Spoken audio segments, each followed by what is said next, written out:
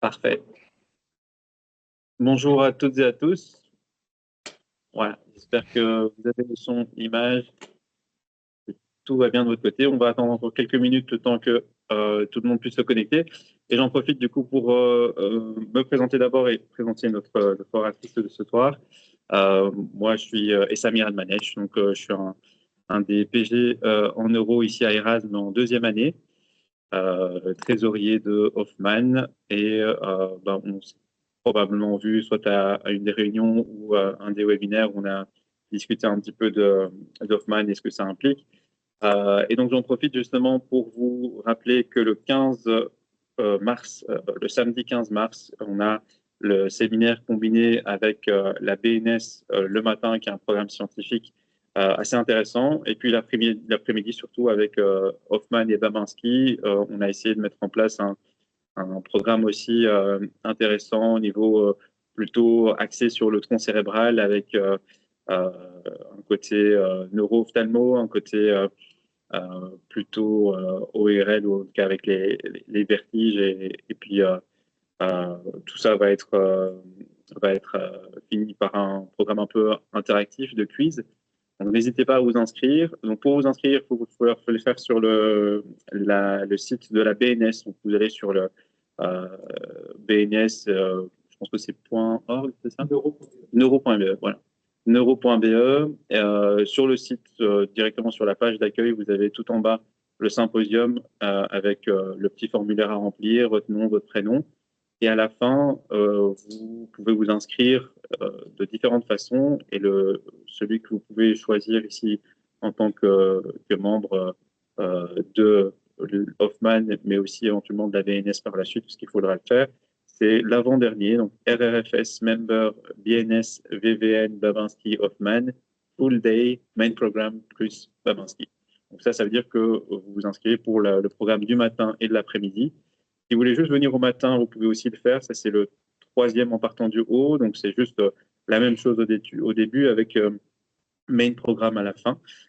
Les deux sont gratuits. Ça fait partie, je le rappelle, du programme du cours interuniversitaire, donc obligatoire a priori dans la formation de neurologie. Vous pouvez décider de venir le matin, l'après-midi. On vous conseille bien sûr de venir le matin et l'après-midi. Et donc, une fois que vous êtes inscrit là sur ce formulaire, la deuxième étape, c'est d'envoyer un mail à la BNS. Donc, ça, c'est dans le contact, vous retrouvez l'adresse mail donc tout en bas de la page, bns@neuro.be. Et là, vous vous envoyez un mail en expliquant que vous êtes assistant en neuro et que vous voulez vous inscrire à la BNS. Puisque donc, pour avoir accès au congrès, il faut être inscrit au congrès et à la BNS. Voilà. On le rappellera encore probablement, mais comme ça, vous savez déjà. Et puis, voilà, ça nous amène alors à ce soir, et le programme qui risque d'être très intéressant. On va discuter ici avec Dr Sophie Elans. Je vais en profiter pour la présenter. C'est le Dr Sophie Elans, qui est neurologue spécialisée en neuro-inflammatoire et sclérose en plaques, qui exerce ici à l'hôpital Erasme à Bruxelles. Elle a suivi un parcours académique qui est remarquable, un master en sciences médicales et neurosciences à l'université de Cambridge, puis un Bachelor of Medicine and Surgery à l'University College of London, et qu'elle a complété par un master en anthropologie médicale à la School of Oriental and African Studies de Londres. Elle a obtenu son 2 diplômes interuniversitaires sur les pathologies inflammatoires du système nerveux central à l'Université de Bordeaux et à la Sorbonne à Paris, avant d'acheter la spécialisation en 2022 avec la plus grande distinction. Et puis sur le plan professionnel, donc elle fait partie de l'unité de neuroimmunologie ici à Erasme, et elle prend en charge les patients atteints de sclérose en plaques, mais aussi d'autres affections inflammatoires du système nerveux central. Et puis, parallèlement à l'activité clinique, elle contribue activement à la recherche en neurologie, en particulier sur la sclérose en plaques. Son projet de recherche actuel explore le rôle du thalamus dans le trouble cognitif lié à la CEP, et tout ça à l'aide de techniques d'imagerie cérébrale avancée, l'IRM, le PET, avec pour objectif de détecter plus tôt les dysfonctions cognitives et de développer des traitements plus adaptés. Et puis, en reconnaissance de ses contributions, le fonds Erasme lui a accordé un mandat de recherche clinique qui finance 2 années de recherche clinique à mi-temps dédiées à la sclérose en plaques. Voilà, comme ça, vous avez une petite idée de qui va nous présenter ce soir donc le diagnostic différentiel des lésions de la substance blanche. Et je laisse la place au docteur Sophie Hannès. Coucou, grand merci Essam pour toutes ces éloges. Bienvenue à tous. Je ne peux pas voir qui vous êtes, mais bon, vous êtes la bienvenue. Et donc, j'ai été demandée ce soir de présenter alors un petit topo sur les diagnostics différentiels des lésions de la substance blanche. Je vais voir si ça marche. Vous voyez la prochaine dia, j'espère. Oui? Bon. Oui. L'idée étant que, voilà, je vais plus... Alors, la liste de diagnostics différentiels pour les lésions de la substance blanche est bien sûr très grande. Donc, je ne vais pas vous présenter une liste exhaustive de tous les diagnostics différentiels à faire. Il y a des bouquins pour ça. Et donc, voilà, j'ai décidé de plutôt me l'orienter vers avec un biais quand même sclérose en plaques, maladie neuroinflammatoire, et un peu leur diagnostic différentiel au sens large. Pour les rendre les choses un peu plus dynamiques, j'ai essayé de plutôt choisir un format de cas clinique pour après voilà, en tirer les points clés. Je ne sais pas si vous avez accès au chat du coup ou pas, si vous voulez proposer des diagnostics différentiels, sinon bon, voilà, je les dirai au fur et à mesure en cours de route. Je me suis focalisée vraiment plutôt sur les lésions cérébrales, donc pas médulaires, pas du nerf optique. Bon, dans un contexte médecine de l'Ouest, donc voilà, on va pas trop évoquer non plus des infections rares et tropicales, même si c'est un topic tout à fait chouette à part entière. Et puis voilà, je suis neurologue, pas neuroradiologue, donc quand même nuancer un tout petit peu aussi mon domaine d'expérience, quoi. Donc, commençons. Et puis, pour vous prévenir, les cas, c'est pas des cas pièges, hein, c'est vraiment plutôt des cas illustratoires pour en tirer les points clés. Donc, premier cas, donc une patiente de 40 ans que j'ai vue en fait récemment en consultation, qui est venue parce que depuis 1 an ou 2, elle se plaint d'une fatigue importante. Donc, elle est institutrice à une école primaire. Trouve que ça devient de plus en plus difficile à vraiment maintenir ses cours. Elle se plaint de troubles sensitifs un peu fluctuants au niveau des mains, mais aussi surtout des jambes, des troubles de l'équilibre. Elle a quand même presque failli chuter 1 ou 2 fois. Et aussi des troubles vésico-sphinctériens, donc notamment une polyacurie et aussi des urgences mictionnelles. Et donc, voici l'IRM quand elle est venue à ma consultation. Alors, moi, je ne vois pas de chat en termes de pouvoir. Je pense que le plus simple, peut-être, c'est que je vais juste évoquer les diagnostics alors. Mais bon, je pense que vous seriez d'accord avec moi que c'est une IRM assez évocatrice d'une sclérose en plaques, avec vraiment des lésions dans tous les territoires un peu typiques. Donc, on a des lésions au niveau infratentoriel, aussi au niveau périventriculaire, juxtacortical et, comme on va le voir, ces lésions vraiment en doigt de Dawson périventriculaire, comme ça. Donc, comme premier cas, faisons un peu le point sur ce que c'est les lésions de la substance blanche typiques de la sclérose en plaques. Puis, on verra un peu les diagnostics différentiels. Donc, comme petit point de rappel, les localisations typiques pour la sclérose en plaques sont les lésions donc, en région périventriculaire, juxtacorticale, comme vous pouvez le voir ici, typiquement aussi du corps calleux. Parfois, donc on a juxtacorticales, mais elles peuvent aussi être parfois au niveau cortical. Et au niveau infratentoriel, typiquement, alors on peut avoir des lésions au niveau du thalamus, au niveau du pédoncule cérébral moyen. Ça, c'est aussi assez typique au niveau de l'émergence du nerf trigéminal ou au niveau du plancher du 4e ventricule. Et bon, je sais qu'on ne parle pas vraiment de lésions médulaires, mais les lésions, surtout cervicales, sont assez typiques aussi de la sclérose en plaques. Alors, quelles sont les lésions typiques? Donc, bon, ça va être des lésions qui vont être hyper intenses en T2, flair, typiquement rond ou un peu ovoïde en taille.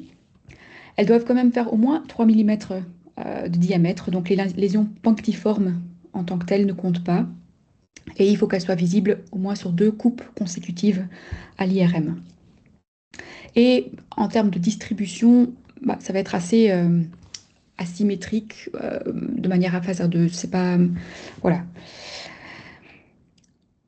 Alors, si on passe un peu d'une localisation à l'autre, je vais vous montrer ce qui est typique et moins typique. Donc, tout d'abord, pour les lésions périventriculaires, c'est important qu'elles soient en contact direct avec les ventricules latéraux. Donc, ici, on voit très clairement que la lésion est en apposition directe avec le ventricule. Il ne doit pas y avoir de substance blanche entre le ventricule et la lésion en tant que telle. Et les lésions qui touchent le 3 ou 4e ventricule ne comptent pas comme des lésions dites périventriculaires. Et si on voit sur une coupe sagittale comme ça, on voit très bien ces doigts de Dawson qui apparaissent donc en axe perpendiculaire au ventricule, qui parfois en français s'appelle aussi en tête de coque, comme ça, ou en crête de coque, je pense. Alors, je ne sais pas si vous arrivez bien à voir, mais je vous recommande surtout si vous êtes intéressé, de lire ce papier en fait, parce que Philippi revoit très très bien en fait ce qui est considéré comme des vraies lésions périventriculaires à ce qui ne sont pas et souligne bien les drapeaux rouges à surveiller. Mais donc ici, vous pouvez voir que tout ça, c'est des lésions typiques de lésions dites périventriculaires de sclérose en plaques, tandis qu'ici, elles ne sont pas le cas. Donc ici, on voit bien que la lésion ne touche pas ou n'est pas en apposition directe avec le ventricule. Ici, c'est plutôt une hyperintensité un peu qui déligne le ventricule, et donc ça s'appelle plutôt un capping. C'est pas vraiment une lésion périventriculaire en tant que telle. Ici, c'est des lésions qui font moins de 3 mm de diamètre, donc ça compte pas non plus. Et parfois, on peut aussi trouver un peu au niveau du haut des ventricules, comme ça, une hyperintensité linéaire. Mais voilà, c'est pas non plus des lésions en tant que telles. Excuse-moi, Si Sophie, on... je te préviens juste qu'on ne voit pas ton curseur. Donc, éventuellement, si tu as des choses à montrer, vas-y. D'accord, merci de me le dire, ouais. Ok, bon, du coup, je décrirai alors où je... Euh, donc, en termes des drapeaux rouges, donc l'image du haut, vous voyez très bien que les lésions ne touchent pas directement les ventricules. Et on voit aussi la présence d'infarcissement lacunaire et de microbleeds. Donc, ça fait évoquer beaucoup plutôt une atteinte ischémique microangiopathique, par exemple. En bas, on voit que l'atteinte périventriculaire est plus diffuse, euh, y compris au niveau du corps calleux et des régions diencéphaliques bilatérales. Et donc, on le verra un peu plus tard, mais ça c'est typiquement plutôt une atteinte de NMO, de neuromyélite optique.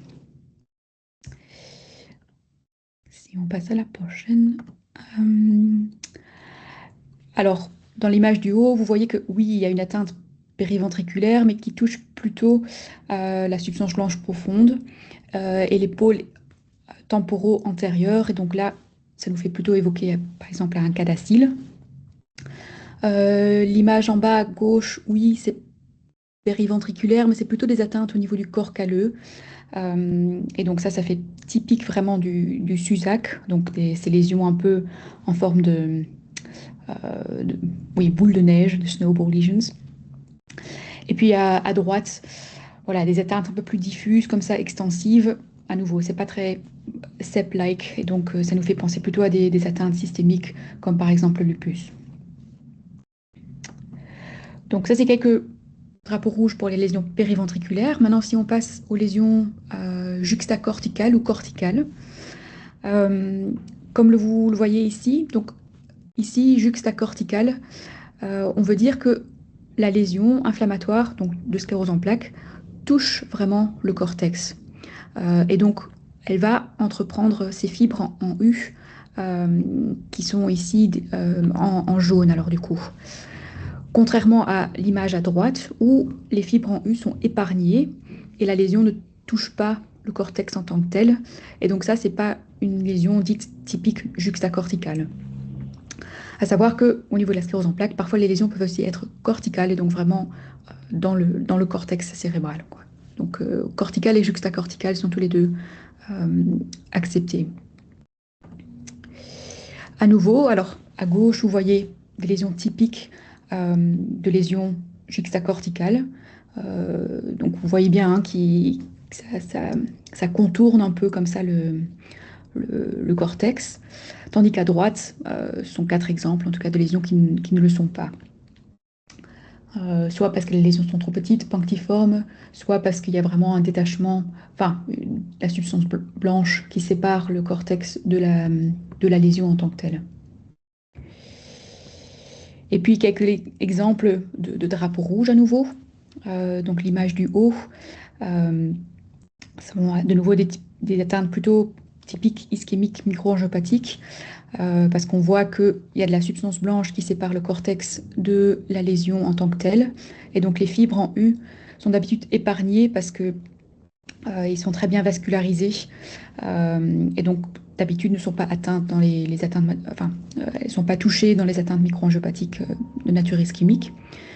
Et puis en bas, vous voyez un exemple typique de LEMP, donc de leucoencéphalopathie multifocale progressive, où là, les, le, la définition entre la substance grise et la substance blanche est nettement moins bien définie, donc typique de LEMP.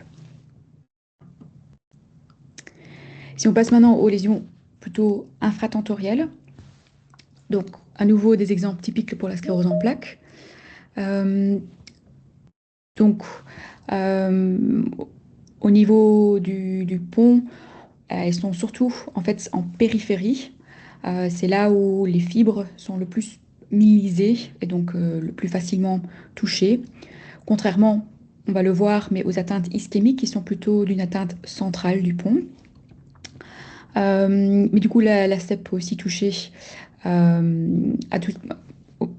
aussi tendance à toucher alors au niveau des pédoncules cérébelleux, proche de l'atteinte aussi du périaqueduct, et aussi au niveau du cervelet. Donc voilà, c'est des localisations un peu de sclérose en plaques. Mais donc, comme je vous l'ai dit, les atteintes ischémiques, ça a tendance à toucher plutôt le centre du pont, qui correspond à une zone enfin, watershed infarct, tandis que les atteintes inflammatoires dites démyélisantes sont plutôt en périphérie. Et puis en bas, vous avez deux exemples typiques de neuromyélite de nouveau, donc qui a tendance à toucher surtout le contour du périaqueduct et aussi de cette fameuse zone de l'area postrema dans le versant dorsal du tronc. Donc vous le voyez bien ici et en IRM cérébral, mais on le voit aussi très bien au niveau de l'IRM cervical ici.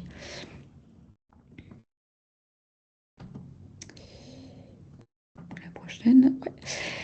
Puis il y a aussi des lésions donc, typiques de MOGAD, donc la maladie à anticorps anti-MOG. Et donc là, les lésions sont typiquement beaucoup plus nuageuses, fluffy comme ça, et peuvent toucher alors le tronc et souvent le contour du quatrième ventricule et les pédoncules cérébelleux.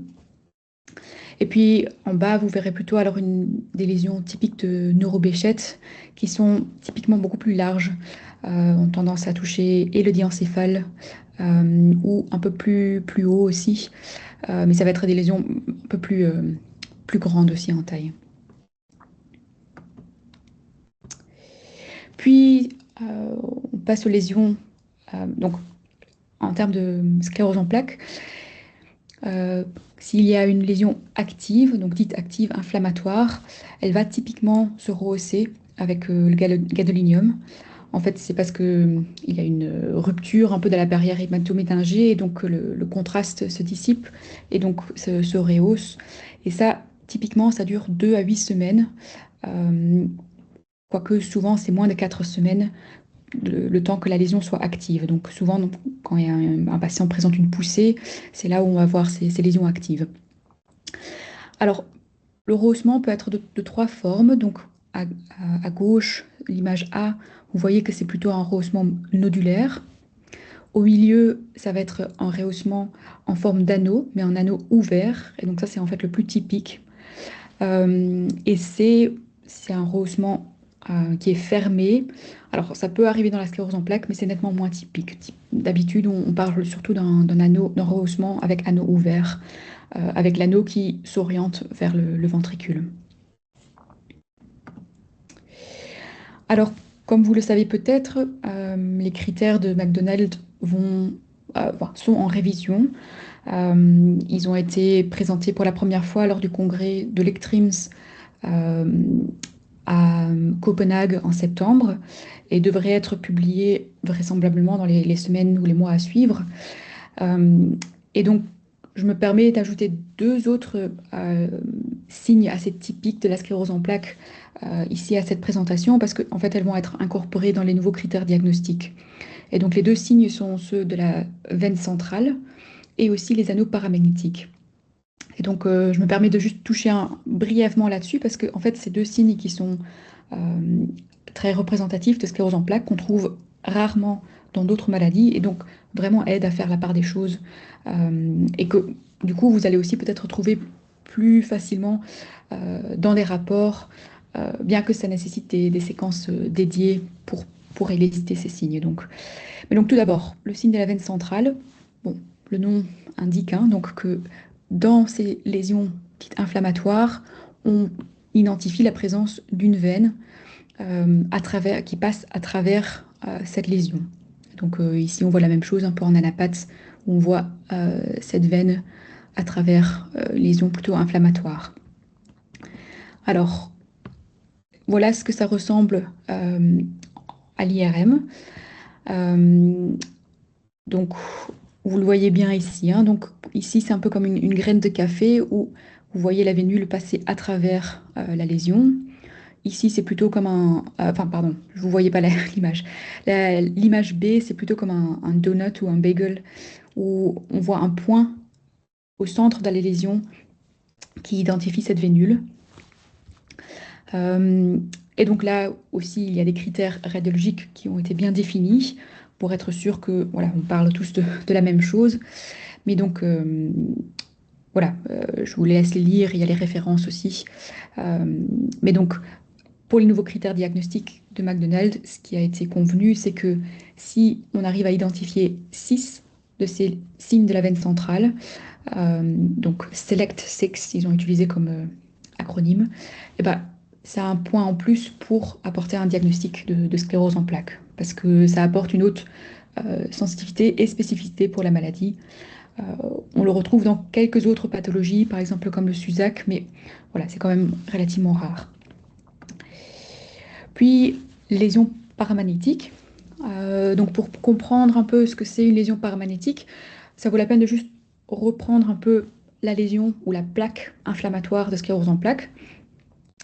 Donc, comme vous le voyez, une lésion préactive, il va déjà y avoir une agglomération de microglies et de macrophages qui s'accumulent. Lorsque la lésion devient active, il va aussi y avoir des lymphocytes qui viennent. Il va y avoir cette un peu, destruction de la barrière hémato-encéphalique, du coup la prise de contraste de Gado. Et puis cette lésion peut avoir deux destins différents. Donc soit ça peut devenir une lésion chronique inactive, ou dans certains cas, on peut aussi avoir une inflammation un peu chronique à bas bruit qu'on appelle smoldering inflammation. Un peu comme des braises qui continuent un peu à maintenir une inflammation. Et là, on voit bien sur le diagramme que il y a la lésion. Au centre, on a une sorte d'inflammation un peu compartimentalisée par cet anneau, qui est en fait un anneau de microglies et de macrophages qui sont riches en fer. Et par la présence de fer, on peut bien les voir sous certaines formes d'imagerie, comme surtout l'IRM de susceptibilité, donc par exemple les suies. Et donc ici, on voit ce que ça donne. Donc l'image de gauche et au milieu, on voit en fait qu'il y a ce dépôt de fer qui correspond alors à la présence de ces microglies macrophages. Et à droite, ensuite, alors on voit typiquement une lésion qui a qui est contournée d'une partie un peu hypodense, qui est donc cet anneau paramagnétique. Et à nouveau, voilà, il y a des critères radiologiques qui ont été convenus et bien décrits. Voilà, je vous invite à lire si ça vous intéresse. Mais donc voilà, il y a, pour fermer un peu le paragraphe de la sclérose en plaques, il y a ce papier qui est aussi très bien, qui reprend un tout petit peu les drapeaux rouges qu'on peut avoir lorsqu'on fait face à des lésions de la substance blanche et qu'on se dit, ah, est-ce que ça pourrait être une sclérose en plaques, oui ou non? Avec ce sorte de mnemonic qui s'appelle donc MEMEX. Donc voilà, si vous retrouvez un de ces paramètres, donc que ce soit un rehaussement méningé, pas typique de sclérose en plaques du tout, des lésions qui sont peut-être indistinctes ou qui augmentent en taille au fil du temps, à nouveau, il faut qu'on pense et qu'on évoque d'autres diagnostics différentiels. Tout ce qui est macro ou micro-bleeds, ça fait plutôt penser à quelque chose de vasculaire ou de micro-angiopathique. Même chose pour les infarcissements. Le fait qu'il y a des cavités ou des rehaussements en anneaux complets, alors ça peut arriver en sclérose en plaques, mais c'est quand même moins probable. Et puis tout ce qui est lésions symétriques, ça fait souvent penser plutôt des origines métaboliques ou génétiques. L'épargnement des fibres en U pour les lésions juxtacorticales, la présence de sclérose et d'autres arguments, par exemple au niveau de l'IRM médulaire ou éventuellement même atteinte de nerfs optiques. Donc voilà, je vous invite à lire ce papier parce c'est un beau résumé en tout cas. Bon, pour passer à un autre cas.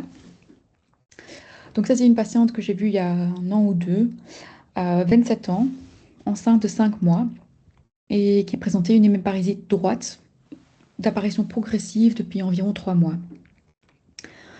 Et donc, ce qui est interpellant, en tout cas à cette IRM, c'est que vous voyez qu'il y a, il y a comme un peu des anneaux euh, concentriques, un peu comme ça, à plusieurs couches. Et en fait, c'est un variant de la sclérose en plaques. Donc, ça s'appelle une sclérose de Ballot.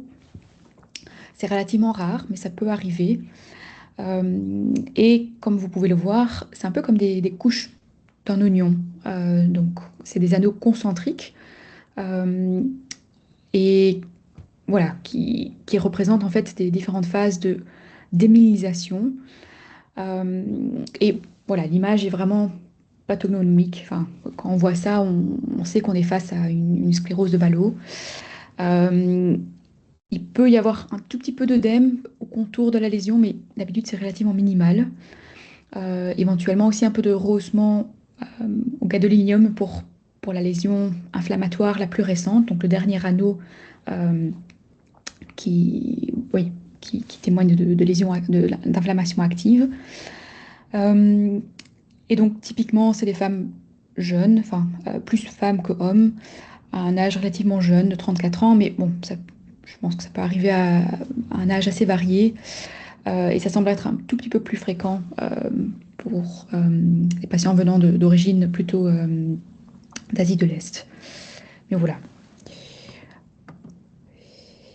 Alors, prochain cas. Donc ça, c'est une patiente de 33 ans euh, qui vient à la consultation pour des troubles sensitifs, un signe de l'hermite. Dans ce cadre-là, on fait une IRM cérébrale et médulaire du coup aussi.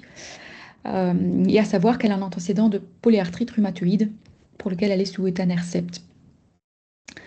Je vous ai mis ce cas parce que je pense que c'est important de savoir que voilà, les inhibiteurs de TNF-alpha, qui sont quand même des traitements utilisés pour beaucoup de maladies systémiques, que ce soit le Crohn, que ce soit la polyarthrite, mais aussi pour des maladies neurologiques, et ben, elles peuvent être associées à un risque d'événements inflammatoires qui voilà, ressemblent vraiment, franchement, souvent très, très proche à une sclérose en plaques. Et parfois, c'est honnêtement difficile à faire la part des choses.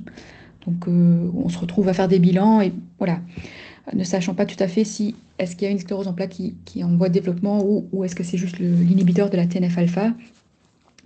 Dans ces cas-là, on a tendance à arrêter l'inhibiteur, bien sûr, et de privilégier d'autres thérapeutiques et de faire un suivi dans le temps, donc avec une IRM par exemple à 6 mois, puis à intervalle d'un an, pour voir un tout petit peu l'évolution. Mais donc c'est bien décrit et ça fait partie aussi de la notice de ces traitements que comment dire, un risque en tout cas associé à ces traitements.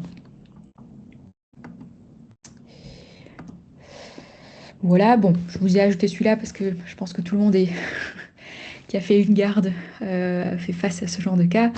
Donc, une patiente de 80 ans qui vient à la garde parce qu'elle est confuse. Bon, elle a une infection urinaire, mais par acquis de conscience, on lui fait quand même un scanner. Bon, du coup, ici, elle a eu une IRM, mais bref. Elle a les antécédents de facteurs de risque cardiovasculaire typiques, donc une hypertension, un diabète, un tabagisme, etc.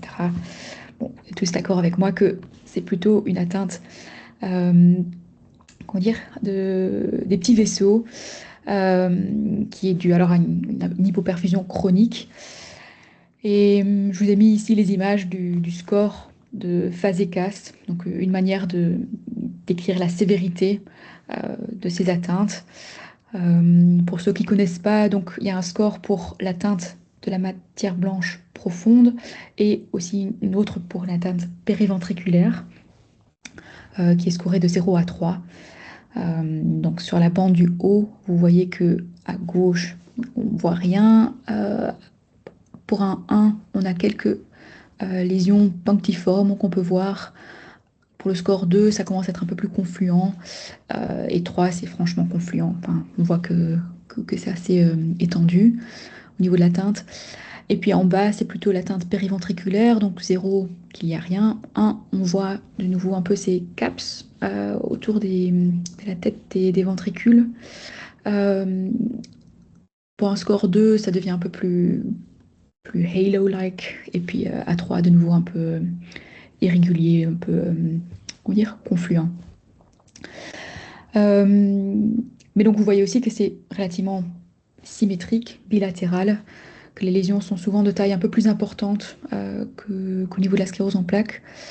Euh, et puis voilà, il va y avoir plein d'autres arguments qui vont vous faire penser que c'est plutôt une atteinte vasculaire qu'autre chose. Donc hormis les hyperintensités de la substance blanche, vous allez aussi voir des lacunes, vous allez voir des espaces périvasculaires un peu élargis, des microbleeds, des infarcissements récents, par exemple en haut à droite sur la diff, vous voyez une hyperintensité là-bas, une atrophie généralisée. Donc il va y avoir beaucoup d'autres indices qui vont vous faire penser que voilà, c'est plutôt une atteinte vasculaire des petits vaisseaux qu'autre chose.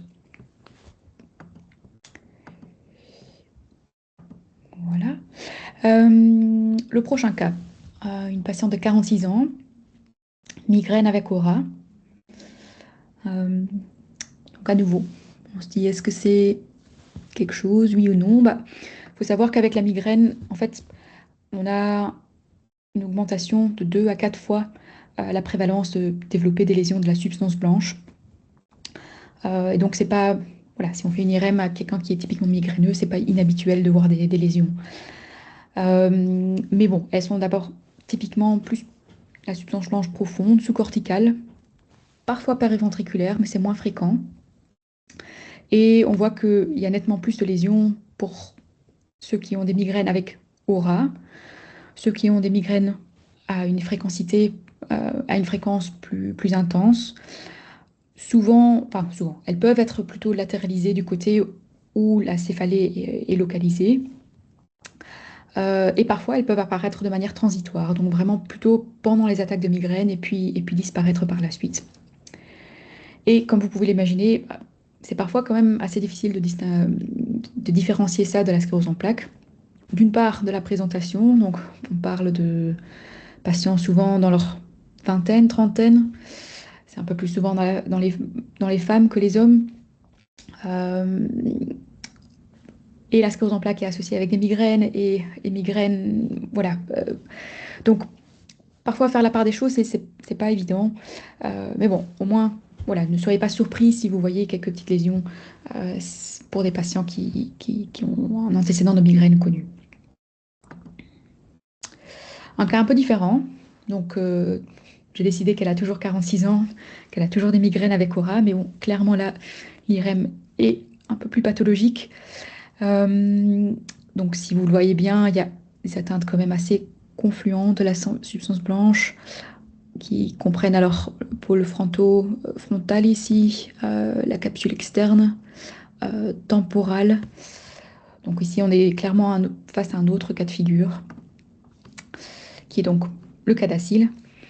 Donc une atteinte de leucoencéphalopathie, d'un farcissement plutôt sous-cortical.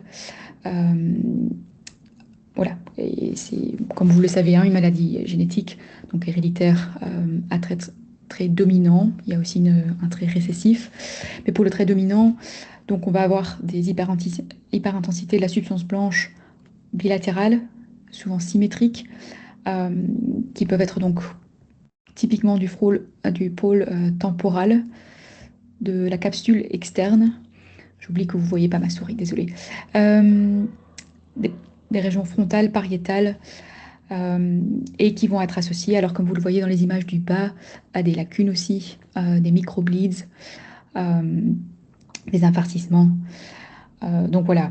Et en bas à gauche, je vous ai un peu repris la temporalité des présentations, où voilà, la migraine et les anomalies de la substance blanche, on peut les voir déjà de manière assez précoce quand les patients ont 20, 30, voire 40 ans, et que les autres présentations vont apparaître au fil du temps.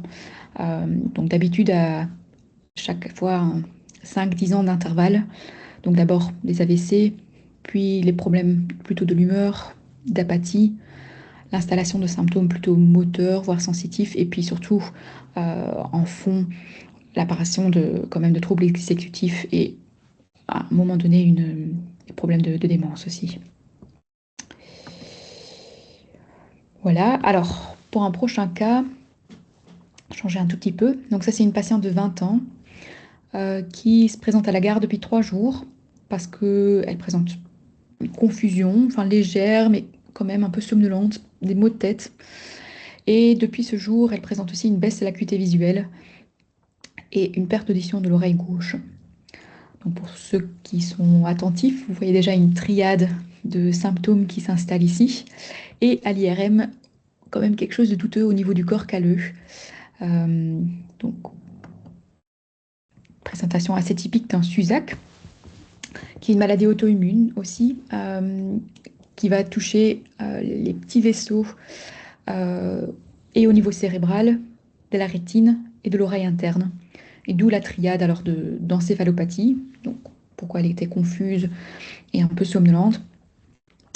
Les troubles visuels, à cause de ces occlusions de branches d'artères de la rétine, et puis aussi ce problème d'audition. Et au niveau de l'IRM, ce qu'on voit, alors à gauche, vous le voyez très bien, ces petites lésions en forme de boule de neige au niveau du corps calleux. Ça, c'est en aigu. Avec le temps, de manière chronique, ça va plutôt devenir des trous, des punched out holes, comme ils appellent ça. Il y a aussi ce qu'on appelle des spoke lesions, que vous voyez au milieu. Et j'avoue que l'image à droite, ce n'est pas idéal. Mais on peut aussi retrouver des micro-infarcissements dans ce sorte de string of pearls. Je trouve le nom assez élégant. Mais voilà. Donc ça, c'est euh, trois identifications typiques, en tout cas à l'IRM.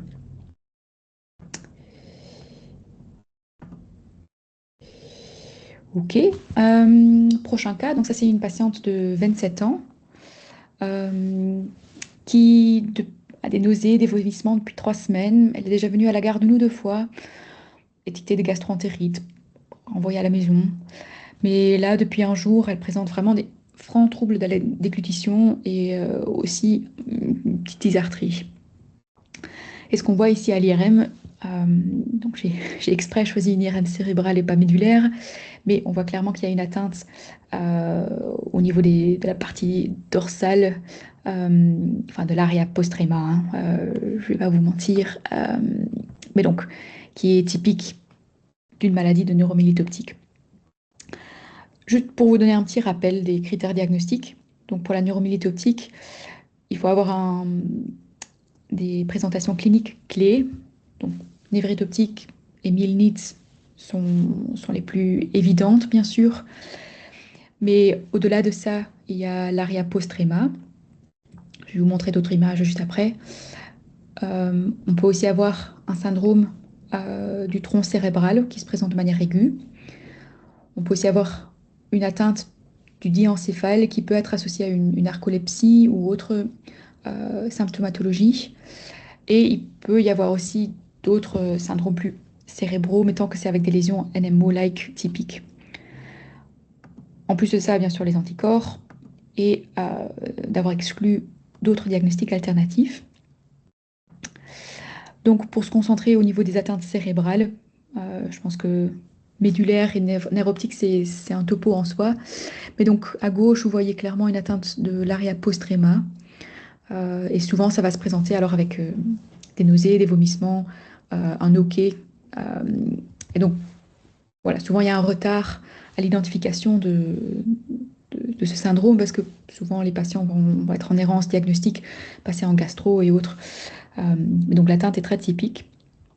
À droite, c'est plutôt des lésions du diencéphale, donc thalamus, hypothalamus. Et ça va présenter différents tableaux cliniques, donc soit de narcolepsie, parfois d'endocrinopathie aussi, des problèmes de l'appétit, de la régulation de la température et aussi un SIADH éventuellement. Et puis quelques atteintes un peu plus rares, enfin moins typiques. Donc à gauche, plutôt une atteinte assez extensive de la substance blanche. La deuxième image, une lésion plutôt extensive de tout le corps calleux. L'image en F, assez élégante, où on voit vraiment une implication du tract corticospinal qui va jusqu'au pédoncule cérébelleux et au pont. Et puis tout à fait à droite, plutôt une atteinte périépandymale. Donc c'est des atteintes un peu moins typiques, mais qui sont quand même évocatrices d'une NMO. Et juste pour vous rappeler, alors, en fait, pour un peu une aide, un aide-mémoire, c'est que l'anticorps AQP4 est exprimé le plus dans ces pores d'eau qui sont localisés en fait au niveau des astrocytes et donc vraiment proche de la position des ventricules. Et donc c'est ce qu'on voit ici très bien avec les différentes coupes à droite. Donc où on voit que le rehaussement, l'hyperintensité contourne vraiment non seulement les ventricules latéraux, comme vous le voyez en image 1, mais aussi au niveau des diencéphales 2 et 3, et puis au niveau du tronc, comme vous voyez 6 et 5, et de l'aqueduc aussi. Donc ça va typiquement être des atteintes plus au niveau du contour alors, des ventricules.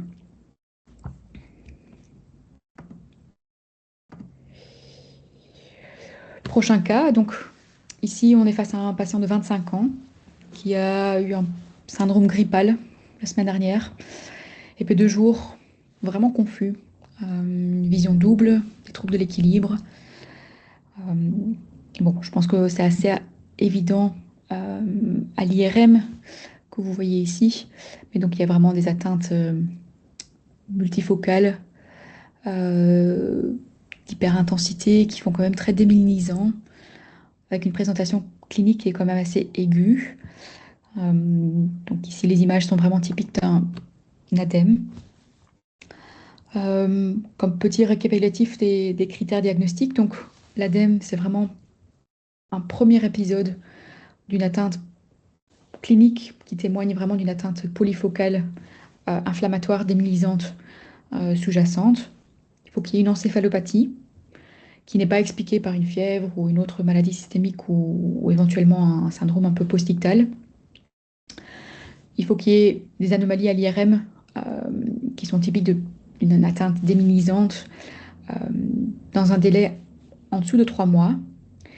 Et il ne faut surtout pas qu'il y ait de nouvelles atteintes cliniques ou à l'IRM, enfin cliniques ou radiologiques, au-delà des 3 mois du début du symptôme clinique. Si c'est le cas, bah, c'est clairement pas un ADEME, donc c'est pas quelque chose d'aigu, et on penserait alors plutôt à une maladie, plutôt à évolution de poussée, rémission, donc un diagnostic différentiel autre. Donc l'ADEME reste une atteinte isolée dans le temps, quoi.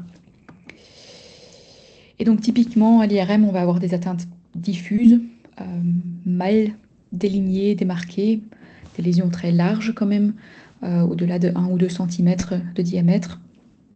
Euh, et ça peut aussi toucher la substance grise plus profonde, donc le thalamus, les ganglions de la base. Oui, je vous ai ajouté un petit topo ici en termes de la différenciation entre l'ADEME et la CEP.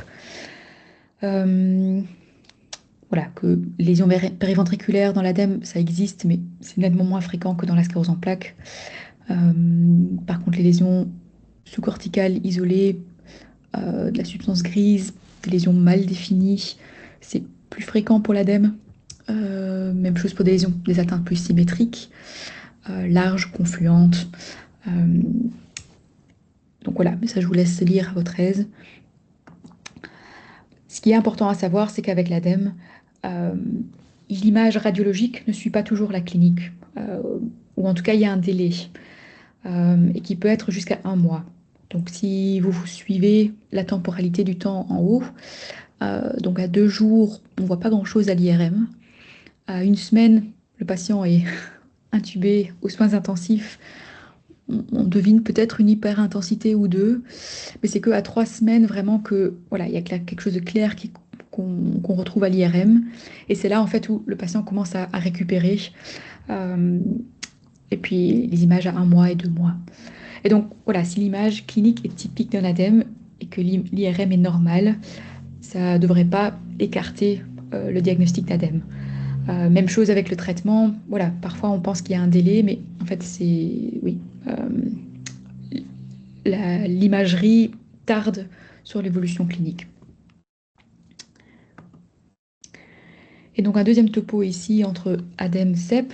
Alors c'est vrai que l'ADEME est beaucoup plus fréquent dans les présentations pédiatriques, qu'ici c'est l'équivalent. Bon, ça touche autant les hommes que les femmes.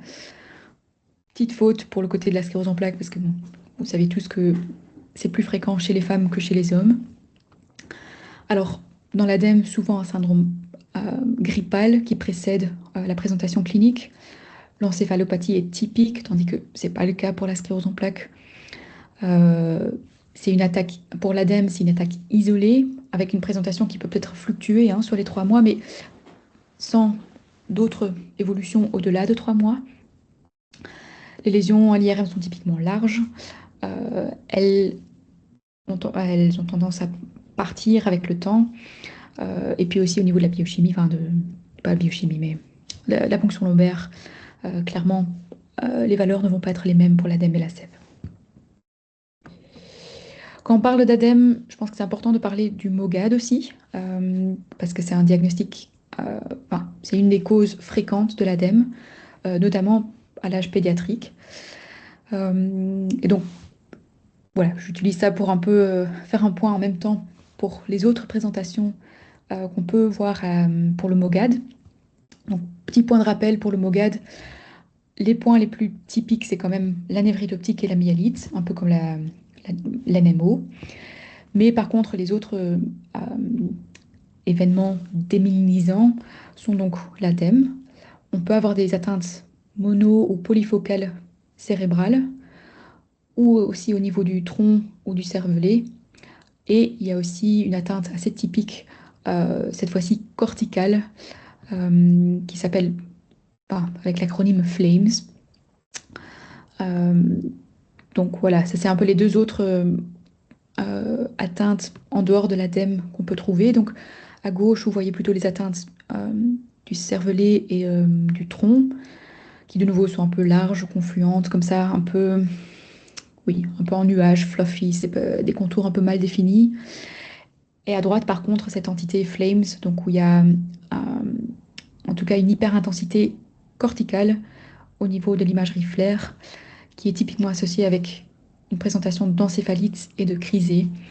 Donc voilà, une image assez emblématique où il y a quand même plusieurs cas qui ont été rapportés maintenant dans la littérature. Ça reste rare, mais bon, voilà, c'est quand même très typique. Et à nouveau, ce qui est assez interpellant pour le MOGAD, c'est que la plupart des lésions vont euh, disparaître avec le temps. Donc quasi 2 tiers à 80% des lésions. Donc si vous voyez les images du haut, elles ont été prises pendant l'attaque, donc pendant la poussée, tandis que les images sur le suivi en bas ont été prises après une intervalle de 3 à 6 mois, si je me souviens bien de l'article. Et donc on voit qu'il y a une quasi-résolution des lésions. Donc voilà, ça nous aide quand même à faire la part des choses parfois, même si c'est par la suite, si on a un doute au niveau du diagnostic. Et puis le dernier cas, je sais pas comment, ok, pas mal. Donc une patiente de 45 ans, VIH, en thérapie intra-rétrovirale. Bon, je pense que vous vous doutez de où on va. Mais donc une patiente qui présente l'apparition progressive d'une paralysie de l'hémicorps gauche depuis 2 mois. Euh, voilà, c'est dommage pour le chat, mais bon, j'imagine que vous vous doutez que ici on est face à une LEMP. Euh, donc une LEMP étant euh, bon, PML, donc leucoencéphalopathie multifocale progressive, qui touche typiquement des gens qui sont donc des patients qui sont immunocomprimés dans la sclérose en plaques, notamment, alors toute une histoire autour du natalizumab, du Tysabri, quoique ça peut toucher aussi d'autres traitements, donc c'est pas exclusif à ce traitement, mais sinon c'est souvent des patients soit VIH ou des cas oncologiques aussi euh, sous traitement, et donc euh, avec bien sûr un JC qui est positif. Et donc à l'IRM, ce qu'on peut voir, c'est alors ces atteintes multifocales, asymétriques, mais qui vont toucher et la substance blanche au niveau sous-cortical, euh, mais aussi la substance grise plus profonde. Euh, et les lésions de la fosse postérieure sont aussi assez courantes dans environ 50% des cas. Souvent peu d'effets d'œdème, peu de rehaussement. Euh, mais voilà, à tenir en compte dans le diagnostic en tout cas. Euh, et je vous ai ajouté 2 signes un peu pathognomiques pour ceux qui aiment bien les noms pour des signes emblématiques radiologiques. Donc il y a le Barbel sign, donc comme les haltères, parce qu'il y a ces lésions confluentes bilatérales au niveau parieto-occipital, avec cette petite continuation au niveau du splénium. Donc voilà, c'est le Barbel sign qui est typique de l'EMP. Et à droite, il y a le Shrimp sign, donc c'est des hyperintensités en T2 euh, au niveau du cervelet et qui épargne juste le nuclé dentelé. Donc voilà, je ne sais pas si vous pouvez imaginer un peu le signe de la crevette là. Euh, et donc ça, c'est 2 signes, parfois dans des QCM et des choses comme ça qui demandent. Et donc j'ai trouvé ça un peu, voilà, pour vous donner un peu une idée de quand vous êtes face à ce genre de lésion, est-ce que c'est une LEMP, oui ou non? Bah, clairement, si vous contournez à droite, donc vous voyez que voilà, il y a une hyperintensité au niveau de la substance grise et de la substance blanche, parfois aussi au niveau du tronc, avec peu d'effet de masse et peu de rehaussement. Bah, là, c'est évocateur d'une LEMP. Par contre, si justement il y a un rehaussement en anneau, qu'il y a un œdème important, bah là, clairement, il faudrait penser à d'autres diagnostics, que ce soit infectieux, tumoral, un farcissement ou autre. Donc voilà, un petit flowchart pour aider. Mais donc juste pour terminer, quelques outils en tout cas pour faire aider à faire la part des choses. Je pense que la localisation de la lésion est très importante, que ce soit paraventriculaire, sous-corticale, enfin juxtacorticale ou avoisinant le cortex, euh, où c'est situé au niveau infratentoriel ou la substance blanche profonde. La taille, donc si c'est punctiforme, souvent ça n'a peut-être moins de signification, mais par contre si c'est petit, confluent, large, pseudo-tumoral, ça nous aide aussi à faire un peu la part des choses. Si les lésions sont symétriques, oui ou non. Donc symétrique, ça fait quand même souvent plutôt évoquer des atteintes métaboliques, génétiques, que je n'ai pas adressé dans ce topo parce qu'en fait, c'est vraiment un sujet en soi et donc le sujet d'un autre cours éventuellement. Rehaussement de gadolinium, donc si c'est présent, oui ou non. La configuration du rehaussement aussi. Et puis je pense que c'est important aussi de voir pour d'autres indices au niveau de l'IRM. Clairement, s'il y a des lacunes, des microbleeds, ça va plutôt nous orienter vers quelque chose de vasculaire, névrite optique, myélite, voilà, plutôt quelque chose d'inflammatoire. Euh, et voilà, dans tout ça, bien sûr, il y a l'anamnèse qui compte, l'examen clinique qui compte, et donc le tableau en- dans son entièreté pour vraiment faire la part des choses. Donc voilà, j'espère que ça a été utile. Je suis dispo si vous avez des questions. Donc n'hésitez pas. Merci beaucoup. C'était vraiment super clair. On a le chat qui est ouvert. N'hésitez pas s'il y a des questions. Pour l'instant, les remerciements déferlent dans le chat. Mais s'il y a des questions, n'hésitez pas. Pour ce qui est de l'enregistrement, normalement, vous y aurez accès, ou d'après ce que j'ai compris, il y a un mail qui est envoyé avec le lien de l'enregistrement de ce soir. Donc ça, a priori, c'est enregistré. Voilà. N'hésitez pas si vous avez des questions qui viennent. Entre-temps, je voudrais peut-être proposer une question. Ce serait de voir concrètement, quand on a un patient en consultation qui a fait une IRM pour des céphalées ou quoi que ce soit, et qu'on trouve un peu par hasard finalement des leucopathies, comme c'est souvent décrit dans les protocoles d'IRM. À quel moment est-ce qu'on se dit, bien sûr s'il n'y a pas de clinique, hein, donc on trouve vraiment par hasard, à quel moment est-ce qu'on se dit, ce serait intéressant d'aller plus loin? Est-ce qu'il y a des critères comme ça pour ne pas banaliser certaines lésions qu'on trouve un peu par hasard? Ou tant qu'il n'y a pas de clinique, voilà, on n'en fait rien. Et si c'est le cas, alors est-ce qu'on suit ou pas? Oui, bonne question. Je pense que ça dépend un tout petit peu des types de lésions. Si c'est vraiment des lésions punctiformes aspécifiques, j'en ferai pas grand-chose. Si par contre j'aurais un doute, j'aurais tendance à refaire une IRM à 6 mois par exemple ou à 1 an. Euh, Faut pas oublier que parfois on tombe sur des lésions qui sont évocatrices de sclérose en plaques, mais sans qu'il y ait forcément de clinique associée. Ce qu'on appelle le syndrome radiologiquement isolé, qu'on n'a pas vraiment touché ici, et qui peut même, selon les nouveaux critères diagnostiques de McDonald, parfois compter comme un diagnostic de sclérose en plaques. Donc je pense que s'il y a un doute, il faut poursuivre le bilan, euh, quitte à faire une imagerie alors de la moelle aussi, ou éventuellement compléter par d'autres tests, comme par exemple les potentiels évoqués visuels. Euh, donc voilà, je pense que ça dépend un peu du type de lésion. Parfois de l'IRM aussi, parce que pas toute IRM est de la même qualité. Et donc je pense que si on a une question en tête, d'en parler aussi avec le radiologue, de voir s'il y a peut-être d'autres séquences qui pourraient répondre à la question, ou parfois de le refaire sur, par exemple, une IRM de meilleure qualité, de 1,5 à 1,3 Tesla. Donc voilà, mais ça c'est des choses éventuellement à discuter avec un radiologue, et sinon de faire un suivi à 6 mois ou 1 an pour être sûr. Parfait, merci. On a une question de Manon qui demande est-ce qu'à un moment donné, vu l'évolution des critères d'imagerie cérébrale, il serait possible pour les images typiques de CEP de se passer d'une PL pour poser le diagnostic de sclérose en plaques? Est-ce que c'est en train de devenir comme ça avec les nouveaux critères? Est-ce que ce serait envisageable dans un futur proche? Oui, tout à fait. Mais justement, avec les nouveaux critères diagnostiques qui vont être publiés, c'est tout à fait possible de poser un diagnostic sans faire la ponction lombaire, oui.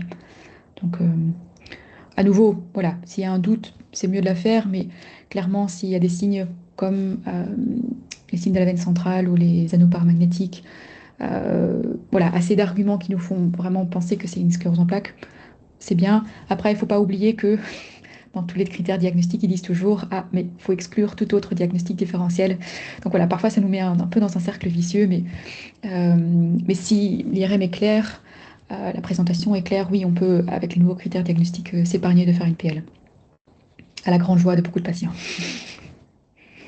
Et Vincent, justement, qui pose une question un peu inverse en demandant si les avancées récentes dans la protéomique seraient, et avec ces avancées-là, est-ce qu'il serait possible de se passer justement de l'imagerie et de se fier uniquement aux biomarqueurs? Non, l'IRM reste absolument clé pour le diagnostic de sclérose en plaques.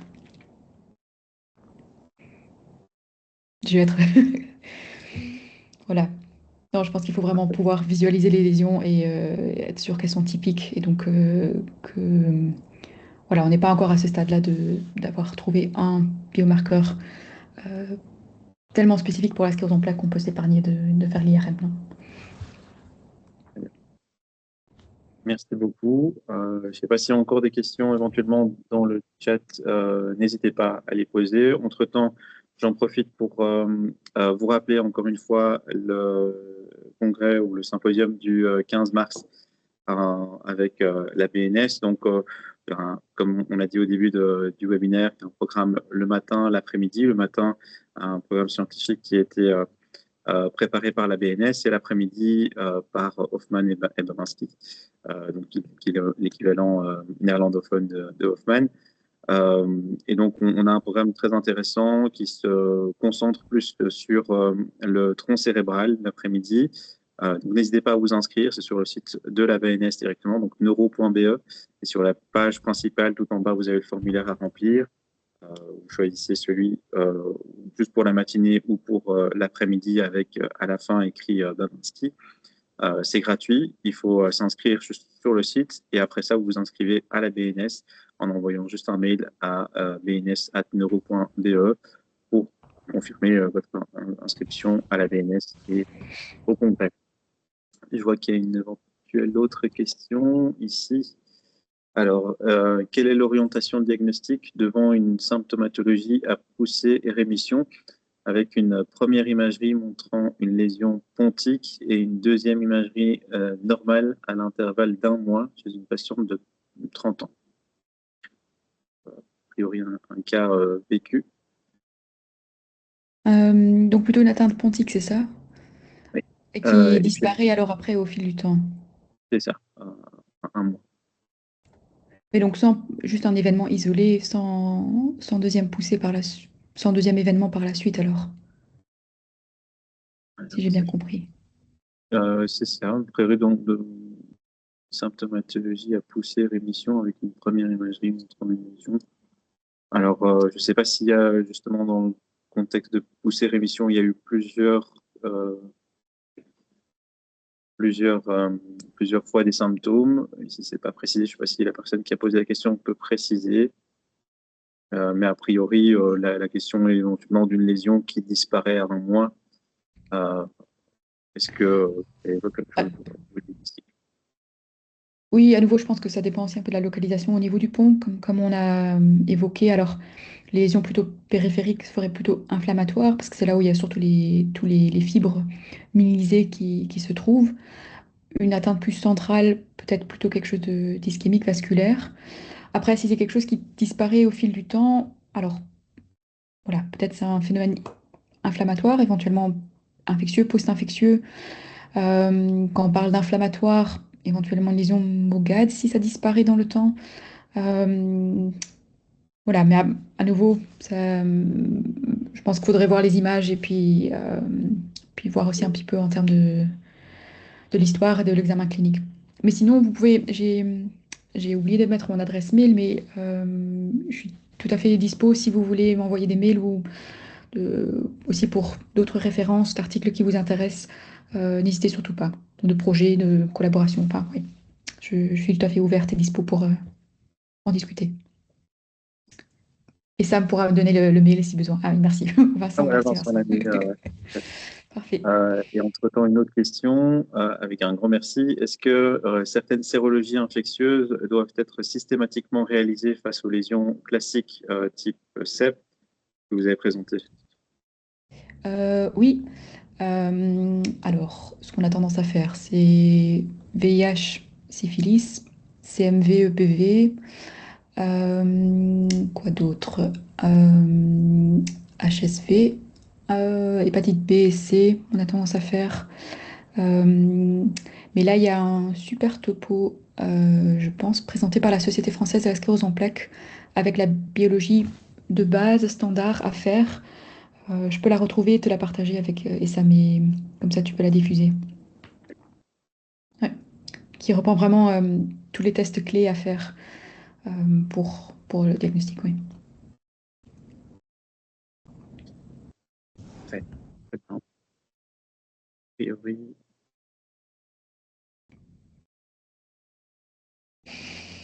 pour d'autres remerciements. Alors, une autre question ici qui arrive. Est-ce qu'il y a des signes à l'IRM précoce des patients qui risquent d'évoluer vers une sclérose en plaques progressive? Est-ce qu'on peut prédire la progression éventuelle d'une sclérose en plaques à l'IRM?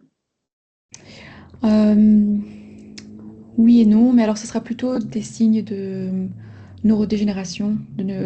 Et donc, alors, vu que c'est lent, c'est difficile à imager, mais donc par exemple plutôt des signes d'atrophie, donc que ce soit atrophie au niveau du cerveau au sens large, ou des, des structures plus définies, y compris par exemple le thalamus. Et donc ça peut nous donner en tout cas une idée de progression. Alors après, c'est difficile parce on peut le mesurer d'année en année. Il y a des logiciels qui nous aident à le faire. Euh, mais souvent, il faut attendre 2, 3 ans pour qu'on puisse vraiment... Enfin, l'écart entre un an est trop petit pour vraiment... À moins qu'il y ait vraiment une franche dégénérescence, trop petit vraiment pour voir s'il y a quelque chose de significatif.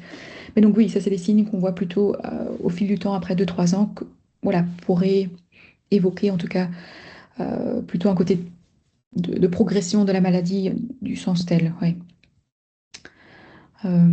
J'essaie de penser s'il y a d'autres signes en tant que tels. Oui, et puis beaucoup se focalisent en tout cas en ce moment plutôt sur l'inflammation chronique, ce smoldering inflammation, qui pousse quand même une partie de la progression de la maladie. Et là, il y a beaucoup de travail en tant que tel pour essayer de voir des marqueurs à l'imagerie, comme par exemple les anneaux paramagnétiques. Et donc je pense que là, il y aura d'autres avancées dans les années à venir, mais c'est souvent sur des séquences plutôt d'imagerie de recherche et pas encore tout à fait ouvert à la pratique clinique de tous les jours.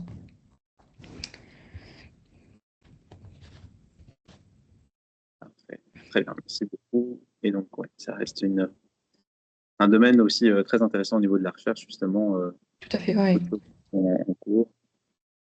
Euh, Parfait. Je ne sais pas s'il y a encore d'autres questions, n'hésitez pas. Sinon, ravi d'avoir fait la présentation et si, voilà, si vous voulez que je fasse d'autres présentations dans le futur, n'hésitez pas. Avec plaisir. Avec plaisir. Donc, je rappelle en tout cas aussi à tout le monde qu'on essaye en tout cas de garder un rythme de un webinaire par mois. Euh, Ce sera probablement ce mois-ci même 2 fois. On vous envoie à chaque fois donc le lien pour l'inscription et vous êtes tenu au courant avec votre inscription à Hoffman. Donc, n'hésitez pas aussi à vous inscrire sur le site d'Hoffman directement pour avoir accès plus facilement à toutes ces informations-là et d'autres informations, parce que sur le site, vous avez accès à différents congrès, symposiums, etc., dans plein de domaines différents. Et donc, comme ça, vous avez accès à l'information. Et également sur Instagram, on est présent, Facebook aussi, avec sur Instagram des cas cliniques qui sont postés chaque semaine par Vincent. Des cas très intéressants, un peu plus poussés éventuellement, où il faut chercher un peu plus, basé un peu plus sur l'imagerie avec un petit peu de clinique. Si vous avez, vous, des cas à éventuellement proposer, pourquoi pas, n'hésitez pas à revenir vers nous. Et puis, euh, et puis voilà, donc, ça c'est en tout cas de notre côté, n'hésitez pas à aller sur les réseaux. On va poster probablement les liens ici dans le chat, comme ça ce sera plus simple pour se connecter. Et on va laisser encore peut-être quelques minutes s'il y a encore une dernière question, et éventuellement même une question sur Hoffman, sur l'ASBL, sur le reste. Faut pas hésiter. Sur Insta, les réponses aux cas cliniques, où est-ce qu'elles se trouvent? En fait, la semaine d'après, donc Vincent poste le cas clinique sans Ouais, les réponses. Et puis la semaine d'après, il y a la réponse et puis un nouveau cas. Et ok, donc, ça se fait dans la ça foulée. routine. Voilà, là, les liens sont en train d'arriver avec le site neurohoffman.org et puis vous avez le Facebook et Instagram, c'est aussi Neurohoffman. Et puis, voilà, maintenant on les a mis toutes les trois. N'hésitez pas à interagir, à donner vos diagnostics et vos pronostics. Et comme ça, vous aurez la réponse la semaine d'après. Et pour le reste, je regarde encore s'il y a des questions, mais a priori, ça a l'air d'être.